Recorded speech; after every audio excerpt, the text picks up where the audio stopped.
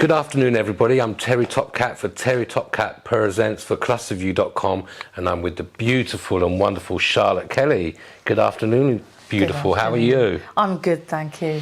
First of all, let me say thank you so much for giving your time. Mark Anthony and I went and saw you perform a few months ago with the wonderful Soul to Soul, and you absolutely blew us away. Well, the whole band did, but you were particularly fantastic. And, thank you, Tip. And we had a little chat after the gig, and I was like kneeling to you while we're doing a little interview, but this is like a proper interview, so we talk. Everyone can know about your wonderful career, what you're up to now. So you were born in Coventry, and we were talking before about the wonderful musical history that Coventry has, which was two-tone as well. Yeah. And your parents had a record shop called Moonshine. That's right, they did. It was my nickname for a little while. Was it? Okay. So what kind of music did they sell? It was all American imports, you know, so they had really early stuff from R. Kelly and an amazing singer called Vanessa Bell Armstrong. Oh, yes, I remember that. Oh, gosh, she had an amazing record, and I remember I cried because Mum sold the last copy. It was called True Love Never Fails, and actually, when you look it up, you can't find the original copy that she sang by herself. You probably could, but I can't. I'll try and get you one. Yeah, thank you. Let me know, Terry. Sure. So you are obviously influenced by a lot of the music that your parents sold, but what music did they play at home, and what kind of made you want to become a singer? Well, funnily enough, it's been great how it's worked out because my parents played a lot of dub and reggae. That's what we listened to when we were going to school. So, you know, or getting ready for school. So I kind of grew up with that. So being able to work with Soul to Soul, which were originally a reggae sound system, worked out really well. You know, it felt fated from that point of view, really. And when did you start? Let's say, so you had a lot of music with the parent shop, and your parents played music as well. So when did you thought, okay, this is for me, I want to be a singer or start writing lyrics? Or was there any particular artists, like, other than R. Kelly and Vanessa Bell Armstrong, that you Donny Hathaway. Oh. And Taj Mahal, the blues singer. Okay. Yeah, he had a song called Chlorina, which I used to play on rotation to the point where I was told that I was not allowed to play it anymore. Oh, bless you. Yeah, followed by a few swear words, which I won't repeat. But Donny Hathaway, oh my gosh, what a great artist. I loved his version of Jealous Guy. I never got over that. Oh, I've got to listen to that. Yeah, and actually Darkus Bees, who runs Island, we had a little fallout because I have to be honest, I bought the Donny Hathaway live album, which I gave to my brilliant friend, bless her, she's passed now, Andrea Martin, who's an amazing songwriter. I bought it for her birthday, and when I heard that song, I didn't actually want to give her the album. So when I went to Darkus's house, I saw that he had one, so I borrowed it, knowing I was never going to return it. And I've told him he's never having it back. And everyone who doesn't know Darkus was an amazing MD of legendary Island Records, who not only signed Amy Winehouse, but one of my favourite artists, who you're very familiar with, Lewis Taylor as well. Oh, wow, I didn't know that. Yeah, he signed Lewis Taylor, who's got a new album out as well. Oh, wicked. And legendary Darkus Bees, and a legendary father as well, and a proper man of music who understands music. And I remember when I went and saw Amy at the Shepherd's Bush Hall, and this is like when the first album came out, and he was there, and you could see that she was an absolute star. So he knew his music really well, and good for you taking the Donny Hathaway album. The least he could do was give me the album. He doesn't need it. I'm looking after it for him. Yeah, he's always welcome to have it back. So Donny Hathaway was one of the artists. What about female singers? My favourite when I was a real sort of kid, funnily enough, was Whitney Houston, and I really loved Toya Wilcox. I had a massive thing about her. Oh yeah, I just thought she was great. The songwriting was great. I loved the image. I liked the fact that the music, for me personally, was quite playful. So yeah, they were the sort of really early influences that I. Great influences. So.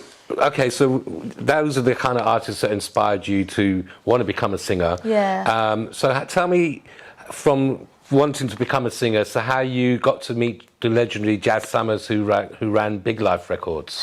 Well, I got to meet Jazz Summers because I came down to do a show on Tottenham Court Road, which was at a club. Which was like an old working men's club, and everyone was doing this music and these shows, and then Jazz Summers came down with Tim Parry, who's his right-hand man, who's amazing. And basically, he said he had me in the office by Wednesday, performed on the Saturday. By Friday, I was signed. I said, "You do realise I haven't written a whole song by myself yet?" He said, "I know, but I know that you can." Wow. So yeah, so I remember feeling quite shocked by that because he knew things about me that I didn't know. But for someone of that stature in the music industry to have that belief in you straight away, that must have been giving you so much confidence as well. It did. It made me feel nervous because I obviously wanted to be the best I could be, and I didn't know the full extent of that yet. But he did say to me, "I know that you'll be a great songwriter, so I'm still going to give you a publishing deal, even though you've only written one chorus." Wow, that's amazing. Yeah. So you released an album with Big Life, and you had a hit called Sugar Tree, which when I came to Soul to Soul, you were like, "Terry, I got you to sign that," which was a great song. Yeah, it was a great song. That was obviously, I don't know whether you know about that, but originally Sugar Tree was sang by Lisa Stansfield when she was in Blue Zone. Oh, right. Before she became Lisa Stansfield, yeah. So that was their song, and then we took it and sort of revamped it, you know, which was great. So that was sort of an introduction to meeting her as well, which was great as a writer, you know. You're obviously a writer, and this is the beginning of your career. So did you get to write with lots of different producers and writers at that time when you first got signed? I did, and it was great working with Jazzy and working with Lisa because they both work so differently. So you got to learn how different people behaved when, you know, what your strength was as a writer, which I needed to know, and that was what Jazz Summers was aiming for, I think. You know, to develop as a writer. And as a fellow female artist, that must have been great to work with Lisa Stansfield as well. Oh, it was great. It was great. I mean, I found it fascinating to listen to her full-on, you know, full English northern accent, and then you hear the sound of complete opulence when she sings. It's quite fascinating, the difference. Yeah. And I always remember, I mean, I'm not familiar with so much with her music, but she did this duet with the wonderful Barry White, legendary Barry. And you could see the appreciation of both of their, you know, artist to artist, and she's an amazing artist. So, as a female artist, how did you find that at that time? So you obviously collaborated with Lisa Stansfield, but did you collaborate with many other female artists at the time? I didn't much. I found it slightly frustrating because I was into blues and I was into a lot of heavily guitar-led music as well as the reggae side, you know, and I constantly was dealing with labels telling me, well, you know, we need to make black music because you're black. I'm like, all right, because I thought music was just music, you know. And I think that when I was that age, I just didn't cope well with the pigeonhole thing that needed to happen in order to sell the music, you know, I think. Sure. Yeah. So in that period, you also got to meet the legendary, we'll come on to Soul Soul, but you got to meet Jazzy B. Yeah. And he produced Queen of Hearts for you. That's right. So how was that working with Jazzy B compared to the other artists and songwriters, producers that you work with? The most fascinating thing about Jazzy is, I have to be honest, when I was younger, I was much cockier than I am now. And I always thought, well, you know, he's just a DJ and he doesn't play music in the traditional form that most musicians like to play music. But actually, Jazzy's like an art director, and he's able to hear musically a record before it comes together.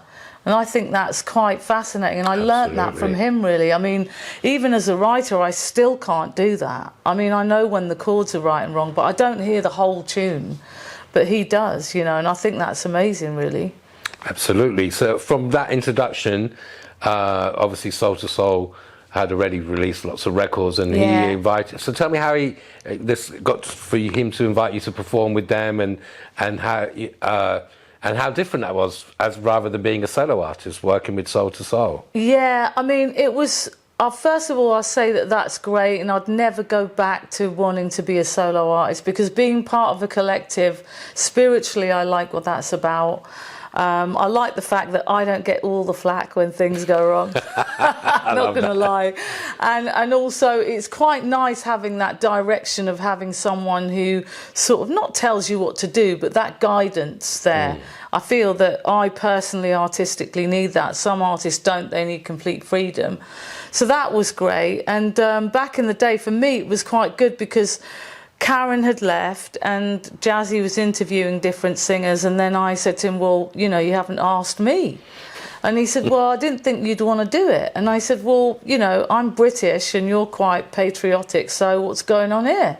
So he said, all right, then, well, let's try. So we did it, and the fit was perfect, because I did I Care first, and we thought, well, we'll just see how it goes. And then from there on, it just seemed to work, because Jazzy deals a lot with flow, so it flowed. And that's why we're still here doing it now, I suppose. And then you worked, like you said, on I Care, and then subsequently on another album, some other singles that you sang lead vocals on. Yeah. Okay, so we're coming back to, you wrote a song called Skin. Yes. You were talking about. So that was when you were with Big Life Records? I was actually with Pilophone then. And it was one of those songs where, and I've heard songwriters speak about this.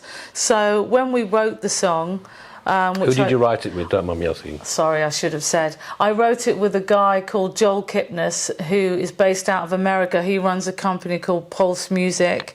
So we co-wrote that together. And when we wrote the song, I remember saying to him, really don't like this song. Would be really grateful if you don't pass it on to the label, because I just knew that the label would love it because of the concept and what it was about. And anyway, he ignored that, and the label did hear it.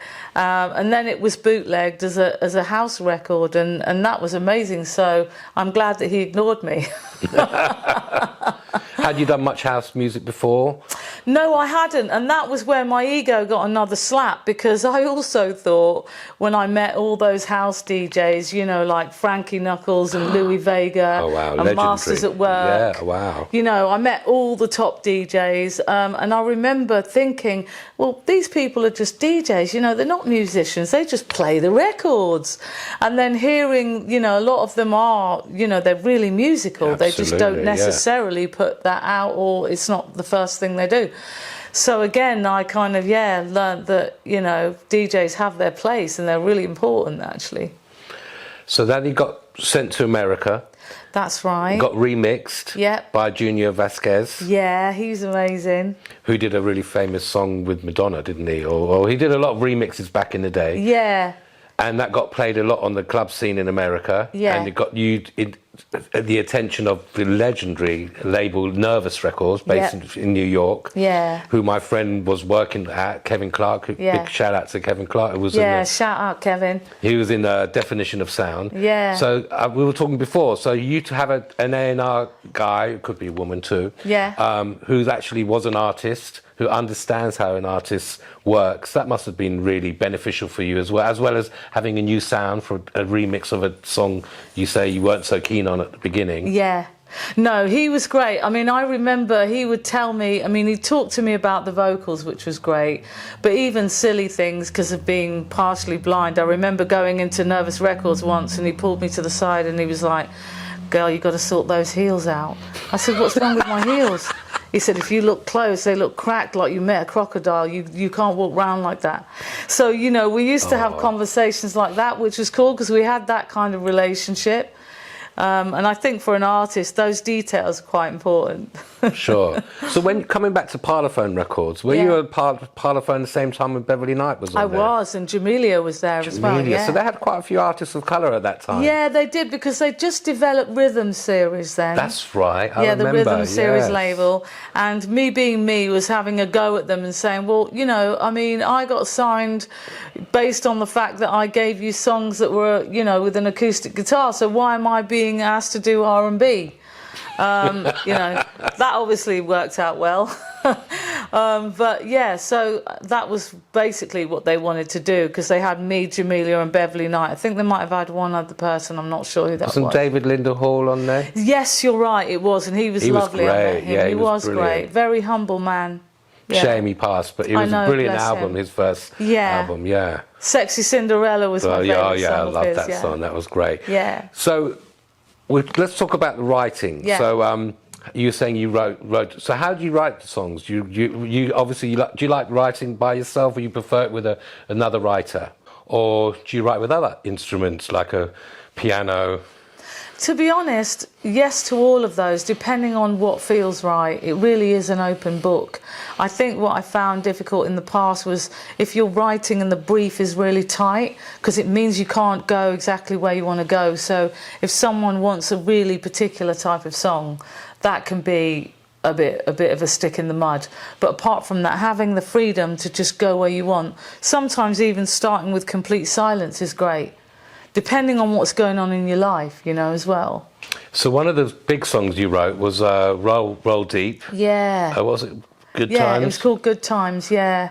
So how did that come about? Because there's quite a lot. How many writers? Because there's quite a few artists in Roll Deep. Did you write that with a different writer or someone in the group? How that came about was David Darwood, who was the then producer along with Wiley, is a friend of mine, and I was only going over there for a cup of tea. He lived in Manchester at the time. He said, I've got this song, I'm doing it for Roll Deep, I can't get the chorus. It took half an hour. But when I sang the chorus, because I wrote the chorus, it sounded too old womanish with me singing it with my old soul voice.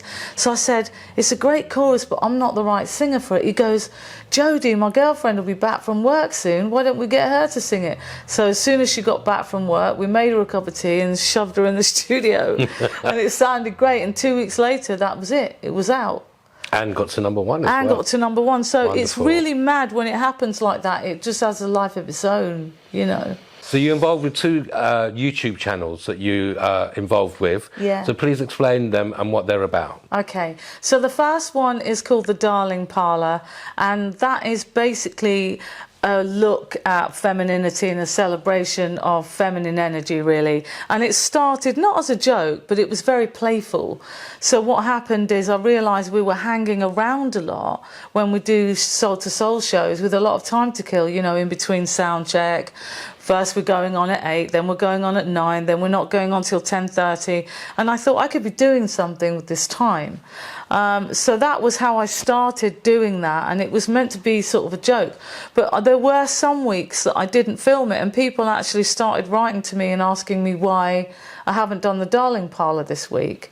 So I thought, oh, right, people are actually interested in it. And it sort of grew from there, really. And then it's only just been upgraded to a YouTube channel. So that's that one. And the second one is called Blinding Vision, which is about the independence and the mental health of disabled people, mainly geared at people with visual impairment, you know. So it's everything from learning to put on your own makeup. I might even ride a bike. My daughters are not happy about that, but we've got our own bike lane now, so we should be all right. So yeah, that's basically what that one's about. Wonderful.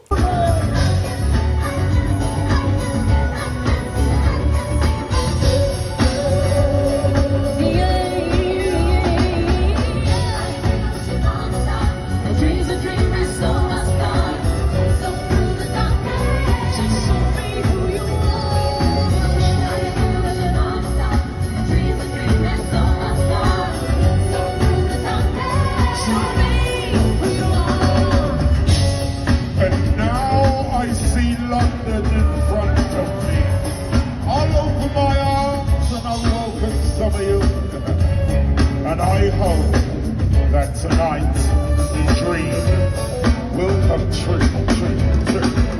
You know.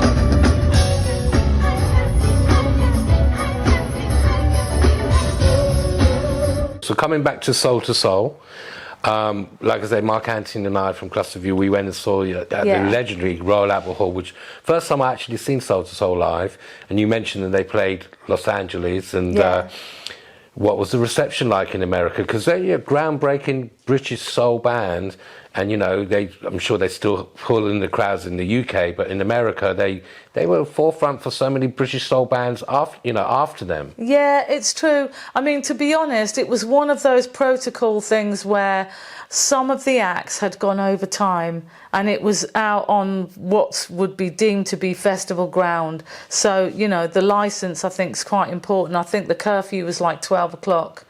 and at this point it's 20 to 12 and we've got an hour's show to do. Oh, gosh. So we actually didn't get to play simply because some acts had played for too long and they had to stick to the curfew. So, but it was great for us. We went all that way for an amazing sound check and a gin and tonic. Oh. So they got an upcoming show at the Roundhouse, December the 16th. Yeah. So anything different, or you can't say, than the last shows? Or? I can't say. Jazzy usually has a little surprise in store, but he normally keeps that to himself because, you know, he's the boss and he knows what he's doing. So you'd have to be there to know.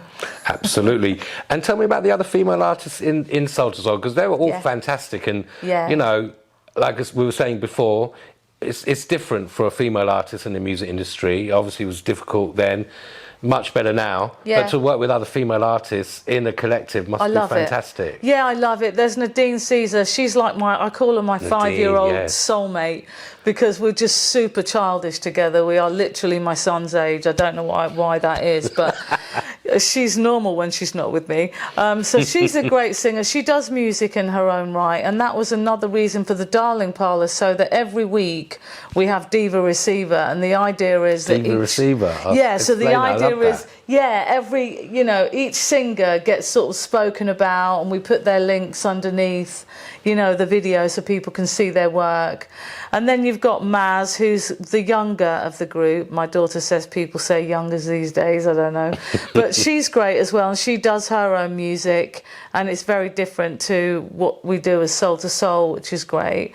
And then there's Natasha, who works with the girls as one of the backing singers, and she does her thing as well, you know. So it's great, really. I mean, all the singers have got very much their own style, which I think is nice. You know, and the 3 backing singers used to be in a band together, so the 3 of them work so brilliantly together as well. And the wonderful violinists as well, who are amazing. They're iconic as well. They are iconic, especially Ellen Blair, who I have to say is, you know, I don't mean it rudely, Ellen, like antique furniture, because she's been there longer than us, apart from Jazzy. But she, you know, she's like the mother of the band, and her and Jill Morley, and they're amazing together, So thank you very much, Charlotte, for giving us your time. Soul to Soul, December the 16th at the legendary Roundhouse in Camden. Really appreciate your time. Can't wait to see you perform. And coming back to performance, so you do the writing, but you must enjoy it. The performance must be like the icing on the cake as well. You write the songs, even if it's other songs you're singing that you haven't written, but performing in front of a live audience, especially after COVID, must be so amazing and gives you so much energy. Yeah, it's great, and I get to do my hair flick, which I love. I've usually got a massive headache after the show. Do you? Oh, you wouldn't tell. So thank you very much, Charlotte. Lots of love. Thanks a lot. Thank you.